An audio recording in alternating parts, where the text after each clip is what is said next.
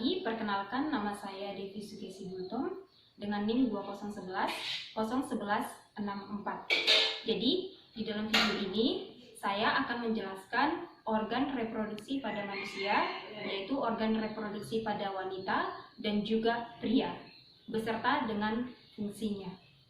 Baiklah, yang pertama saya akan menjelaskan organ reproduksi pada wanita, yang dimana ini terdiri dari organ reproduksi eksternal dan juga organ reproduksi internal.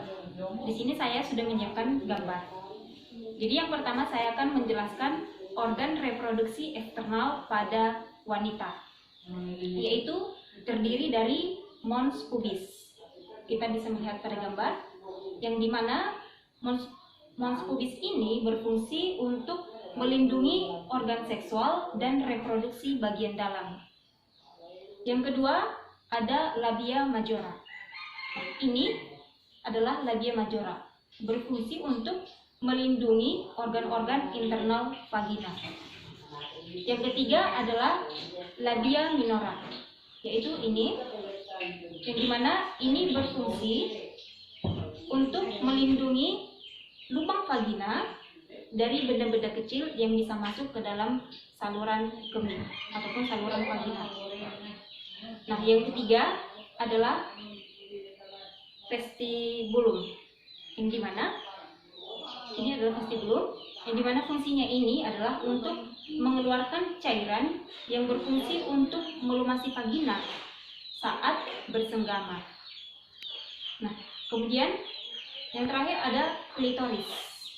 Ini adalah klitoris yang berfungsi untuk menstimulasi dan merangsang wanita. Itulah organ reproduksi eksternal pada wanita. Dan selanjutnya saya akan menjelaskan organ reproduksi internal pada wanita, yaitu terdiri dari vagina. Ini adalah vagina, yang dimana vagina ini berfungsi sebagai saluran persalinan dan juga saluran darah, dan juga merupakan tempat masuknya sel sperma menuju ovarium ataupun sel telur. Nah, yang kedua adalah oviduk ataupun tuba fallopi. Kita bisa lihat pada gambar. Nah, ini berfungsi sebagai saluran sperma dan juga ovum hingga fertilisasi, dan juga berfungsi untuk menangkap sel telur hasil dari ovulasi, dan juga sebagai tempat pertumbuhan embrio sebelum akhirnya melekat pada endometrium. Nah, yang ketiga ada uterus. Nah, ini adalah uterus. Jadi fungsi uterus ini adalah untuk menampung sel telur dan memberi makan hingga sel telur tersebut menjadi janin ataupun siap untuk dilahirkan. Nah, yang terakhir ada ovarium. Ovarium ini adalah berfungsi untuk memproduksi ovum ataupun sel telur dan mensekresi hormon estrogen dan progesteron. Itulah organ reproduksi internal pada wanita. Lalu saya akan menjelaskan organ reproduksi pada pria. Jadi terdiri dari organ reproduksi eksternal dan organ reproduksi internal. Baiklah, pertama saya akan menjelaskan organ reproduksi pada pria. Organ reproduksi eksternal terdiri dari, yang pertama ada penis. Nah, jadi batang penis ini berfungsi untuk penetrasi ke dalam vagina. Kemudian lubang kecil di ujung penis berfungsi sebagai saluran semen dan juga urin. Nah, yang kedua adalah skrotum. Skrotum ini berbentuk seperti kantung, yang dimana di dalamnya terdiri dari testis dan juga epididymis. Nah, fungsi dari skrotum ini adalah untuk mengatur suhu dari testis. Nah, yang ketiga adalah testis.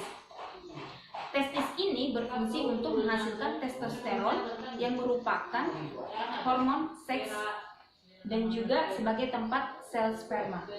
Ini adalah testis. Yang keempat adalah epididymis. Kita boleh melihat pada gambar, yaitu ini. Nah, ini berfungsi untuk menyimpan dan mematangkan sel sperma yang telah dihasilkan oleh testis. Itulah organ reproduksi eksternal pada pria. Selanjutnya, organ reproduksi internal pada pria. Yang pertama ada vas deferens. Nah, ini berfungsi untuk mengatur keluarnya sperma dari dalam tubuh.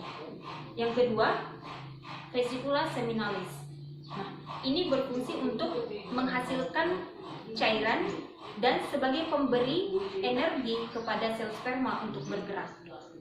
Nah, yang ketiga adalah saluran ejakulasi. Ini adalah saluran ejakulasi. Nah, fungsinya ini adalah sebagai jalan air mani keluar saat pria melakukan ejakulasi.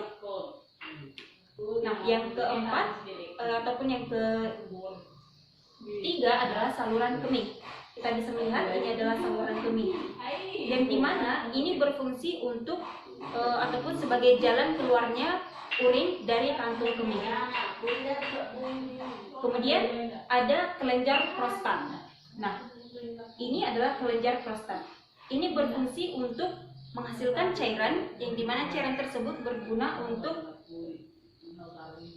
memberikan energi kepada sperma untuk bergerak, dan juga ini berfungsi sebagai menjaga sperma untuk tetap sehat. Nah, yang terakhir ada kelenjar bulbar atrial. Nah, kelenjar ini adalah berfungsi untuk menghasilkan cairan untuk melumasi saluran kemih ini, dan juga untuk menetralisir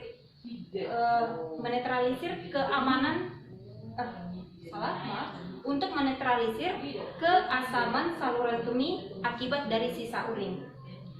Demikianlah penjelasan organ reproduksi pada pria yang dapat saya sampaikan. Sekian dan terima kasih. Selamat pagi.